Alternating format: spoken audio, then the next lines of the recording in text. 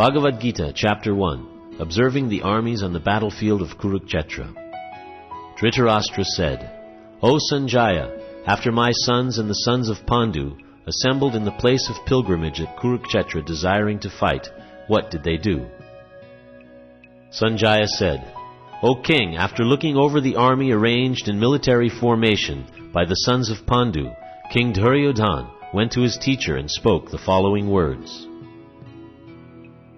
O my teacher, behold the great army of the sons of Pandu, so expertly arranged by your intelligent disciple, the son of Drupada. Here in this army are many heroic bowmen, equal in fighting to Bhima and Arjuna, great fighters like Yudhana, Virata, and Drupada. There are also great heroic powerful fighters like Drishtaketu, Chekitana, Kasiraj, Purujit, Kuntibhoj, and Shaibya. There are the mighty Yadumanu, the very powerful Uttamaja, the son of Subhadra, and the sons of Draupadi. All these warriors are great chariot fighters. But for your information, O best of the Brahmanas, let me tell you about the captains who are especially qualified to lead my military force. There are personalities like you, Bhishma, Karna, Kripa, Ashvatthama, Vikarna, and the son of Somodatta called Bharishrava, who are always victorious in battle. There are many other heroes who are prepared to lay down their lives for my sake. All of them are well equipped with different kinds of weapons, and all are experienced in military science. Our strength is immeasurable, and we are perfectly protected by grandfather Bhishma, whereas the strength of the Pandavas, carefully protected by Bhima, is limited. All of you must now give full support to grandfather Bhishma as you stand at your respective strategic points of entrance into the phalanx of the army. Then Bhishma, the great valiant grandsire of the Kuru dynasty, the grandfather of the fighters, blew his conch shell very loudly, making a sound like the roar of a lion, giving Duryodhana great joy. After that, the conch shells, drums, bugles, trumpets, and horns were all suddenly sounded, and the combined sound was tumultuous. On the other side, both Lord Krishna and Arjuna, stationed on a great chariot drawn by white horses, sounded their transcendental conch shells.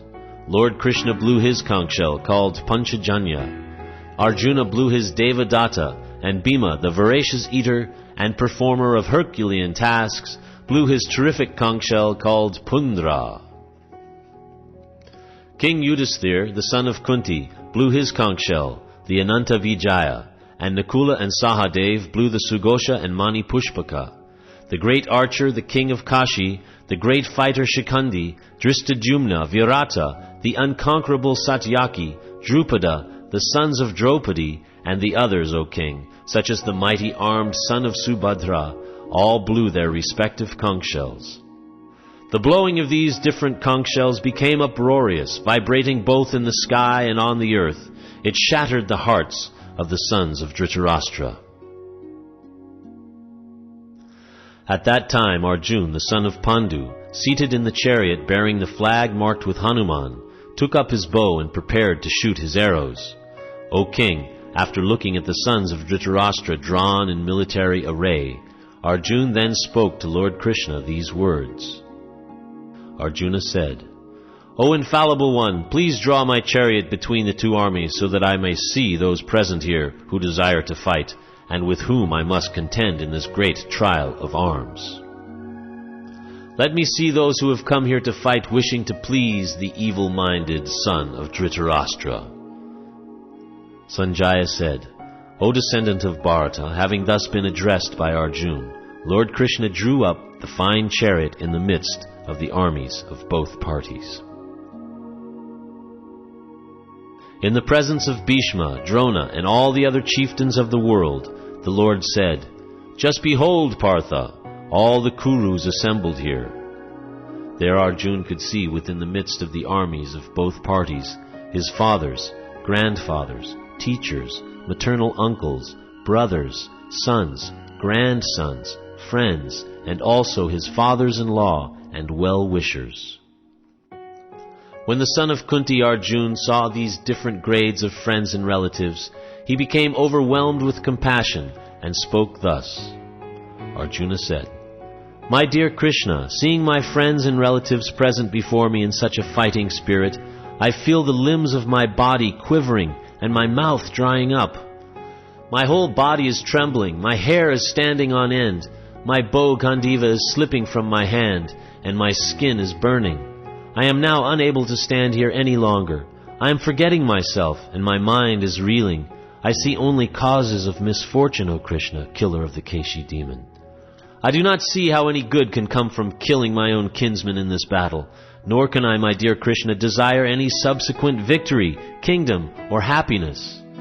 O Govinda, of what avail to us are a kingdom, happiness, or even life itself, when all those for whom we may desire them are now arrayed on this battlefield?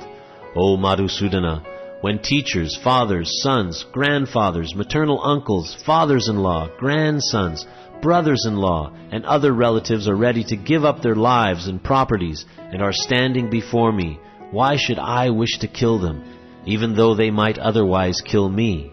O maintainer of all living entities, I am not prepared to fight with them, even in exchange for the 3 worlds, let alone this earth. What pleasure will we derive from killing the sons of Dhritarashtra? Sin will overcome us if we slay such aggressors. Therefore it is not proper for us to kill the sons of Dhritarashtra and our friends. What should we gain, O Krishna, husband of the goddess of fortune? And how could we be happy by killing our own kinsmen? O Janardana, although these men, their hearts overtaken by greed, see no fault in killing one's family or quarreling with friends, why should we, who can see the crime in destroying a family, engage in these acts of sin? With the destruction of dynasty, the eternal family tradition is vanquished, and thus the rest of the family becomes involved in irreligion. When irreligion is prominent in the family, O Krishna, the women of the family become polluted, and from the degradation of womanhood, O descendant of Vrishni, comes unwanted progeny. An increase of unwanted population certainly causes hellish life, both for the family and for those who destroy the family tradition. The ancestors of such corrupt families fall down, because the performances for offering them food and water are entirely stopped. By the evil deeds of those who destroy the family tradition and thus give rise to unwanted children, all kinds of community projects and family welfare activities are devastated. O Krishna, maintainer of the people, I have heard by disciplic succession that those who destroy family traditions dwell always in hell. Alas, how strange it is that we are preparing to commit greatly sinful acts. Driven by the desire to enjoy royal happiness, we are intent on killing our own kinsmen. Better for me if the sons of Dhritarashtra, weapons in hand, were to kill me unarmed and unresisting on the battlefield. Sanjaya said, Arjuna, having thus spoken on the battlefield, cast aside his bow and arrows and sat down on the chariot, his mind overwhelmed with grief.